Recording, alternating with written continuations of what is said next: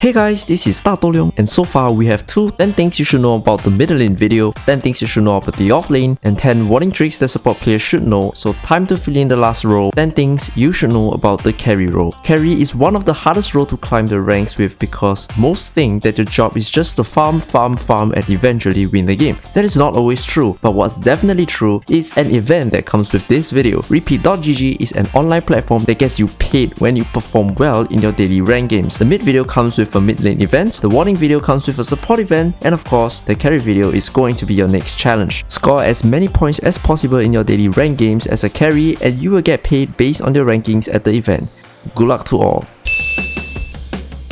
The offlane hero will be stronger than the safe lane hero, the position 4 hero will be stronger than the position 5 hero, and the safe lane is destined to lose. If that is your mindset, you're not gonna get very far and you should always aim to win the safe lane. If you find yourself playing a very hard matchup or just a lane that trades farm, here's a tactic for you to win your safe lane. Focus on hitting level 2 with your support before the opposing offlaners. The reason behind it is very simple. 4 spells are better than 2 spells. All you have to do is to make sure that you and your support secure every single creep in the first 2 waves and get at least 1 deny, and your lane duo will be way stronger than the opposing lane duo, and that should help you zone the enemy and win your lane. For example, we have a Crystal Maiden and an Ursa versus a Centaur and a Dark Willow. Now most of you might think that getting Fury Swipe level 1 and trying to zone a Centaur is gonna be an extremely good idea, but I can assure you that I've played this matchup many times from the Centaur perspective and from the Ursa perspective. I can tell you that the Centaur and the Dark Willow can definitely beat the Ursa out of the lane if they hit level 2 before the Ursa. That is because if the Ursa start trading with the Centaur immediately, the creeps will be hitting Ursa. And if both Dark Willow and Centaur start throwing their spells on Ursa, Ursa is going to lose the trade and he's going to lose a ton of HP as well as the creeps that are in lane. Which means that Centaur and Dark Willow are going to get level 2 before Ursa, therefore zoning the Ursa out of the lane. I'm not going to make that mistake here and I'm going to be focused on getting my level 2.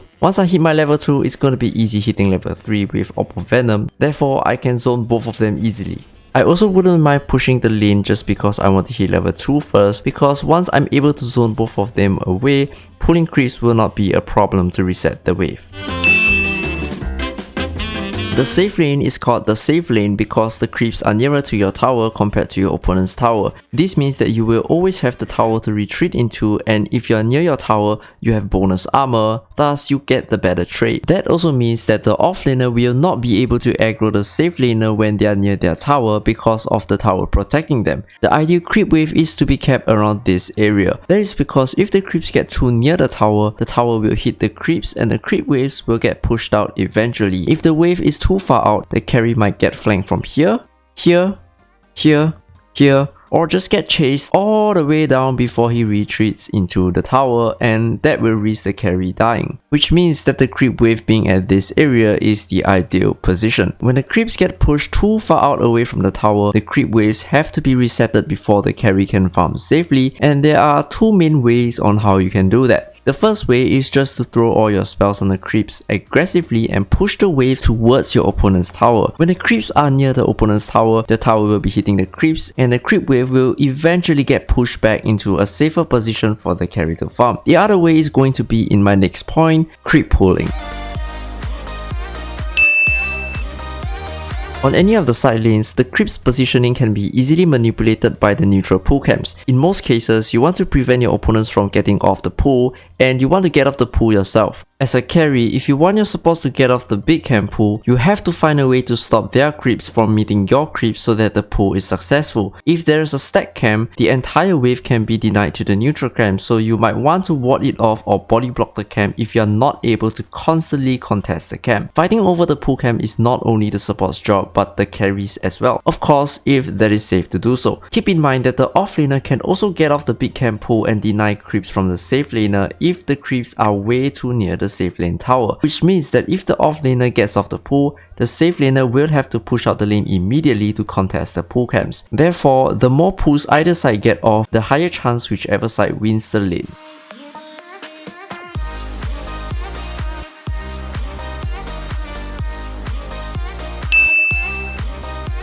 You should always ferry out preemptive regen and purchase cheap laning items rather than saving up for an expensive item. Usually, items that cost more than 500 gold are considered pretty expensive. Think about it this way. Instead of saving up for a ring of health which will cost you 825 gold, you purchase an extra 10 gold and a wraith band for 600 gold, you will be significantly stronger to contest the lane. If you are beaten out of the lane, you will lose a ton of farm and will be forced to play from behind. On the other hand, if you are able to outregen your opponent on the safe lane and beat them out of the lane, you will be able to get a free farm lane with some kills and likely snowball the game and eventually carry the game.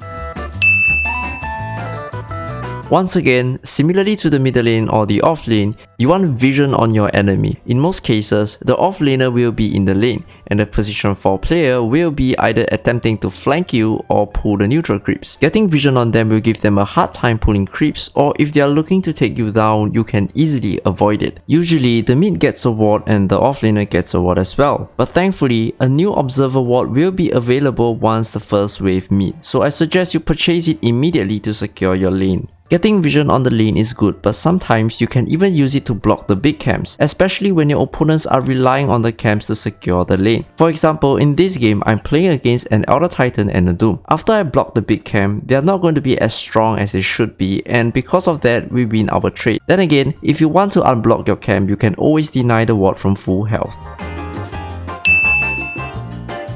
Double waving creeps on the safe lane is a common tactic to beat the carry out of the safe lane. When there are 2 waves of creeps shoved in your face, there will be an opening for the opposing offlaner and support to dive your tower and might get you killed. Even when your opponents have 1 or 2 more creeps than you, it will be unfavorable for you to take trades, since there will be more enemy creeps hitting you than your creeps hitting them. To prevent this, you need to try to balance out the creeps when you want to farm safely. If there are double range creeps that you are not able to kill, it is likely that the double wave is coming and you should draw aggro of the creeps and allow your tower to push it out for you. So in this clip, the double wave is coming. If I allow 2 sets of creep waves to be stacked under my tower, the offlaners will relentlessly throw spells at me to prevent me from getting all the last hits, as well as attempting to kill me. So the key here is to get rid of as many melee creeps as possible before the tower dives come. So in this case, my lich managed to pull some creeps under the tower, and don't worry, you can do this as a carry yourself. After getting rid of most of the melee creeps, the range creep will not be able to tank the tower, thus the offlaners will not be able to dive the tower. In some cases where you are stronger than your opponent's carry in the early game, you can either choose to swap up your lanes and play the off lane instead the classic safe lane, or TP to the off lane after you hit your power spike. If you are able to beat your opponent's carry out of the lane as a carry yourself, you are going to be richer than their carry, you're going to be stronger than their carry, and you are going to be more likely to carry the game as compared to your opponent's carry. If you have the mindset of farming for max item before you appear in the game, you are putting yourself in a losing situation where you have to depend on your teammates to do everything for you and give you a good game. This kind of carries is not likely to carry the game, and you should start to have an impact in the early game as early as the laning phase.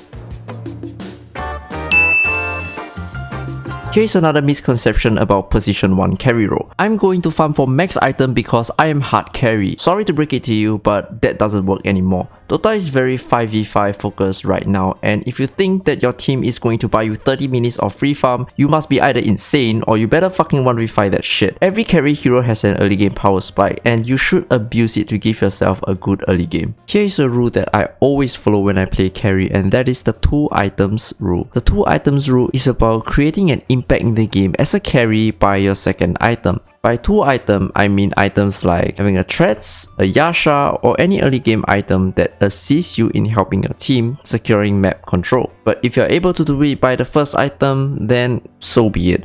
But if you have to farm for 3 items before you start doing anything on the map, your games are going to be reliant on your opponents throwing the game. For example, in this clip, I have max level waveform and max level attribute shift. All I need is just a Threads and a magic wand to assist my team in winning team fights and taking map control. This fight eventually leads to a tower, and by taking down that tower, we open up the dire jungle so we can attack it and infiltrate the jungle, and that brings me to my next point.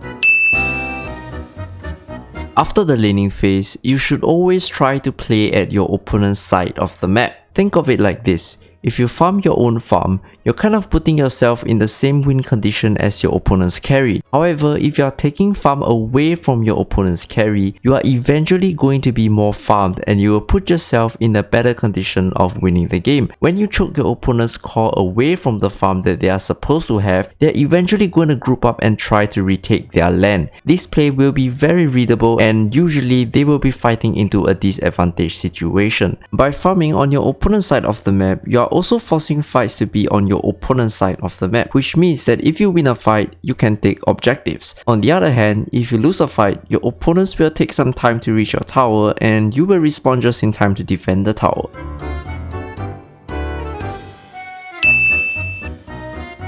Now, in cases where you are stronger than your opponent's carry, you should always try to mirror his movement and apply pressure to the opposing carry. Certain carry needs more farm to come online and certain carries does not. And if you are a carry that does not need much farm to come online, you should apply this mirroring tactic to your opposing carry so that you can widen the net worth gap. For example, in this clip, I'm playing a carrier Ursa versus an anti-mage. Sure, I'm going for a farming battlefield build, but that doesn't mean that I am weaker than the anti-mage at any point of time in the early game. Therefore, I'm going to be following the anti-mage around the map so he don't have a free lane to get his battlefield. If he goes top, I go top, and if he goes bottom, I go bottom too. As you can see, the anti-mage is completely forced out of the lane and have nowhere to go. He doesn't want to steal the moss farm and there are just too many heroes middle. Since he TP'd to the bottom lane, he have to blink his way back to the top lane and I will be there waiting for him when the time comes. So before the anti-mage reach the top lane, here's what you should do. Go to the link in the description and sign up for the event. It is free to enter and if you're going to be playing ranked games anyway, why not try to make some money? The rules are simple. KDA and wins will result in a score. The average of your top 3 scores will be your final score and if you rank well, you get paid. It is that easy. See you there.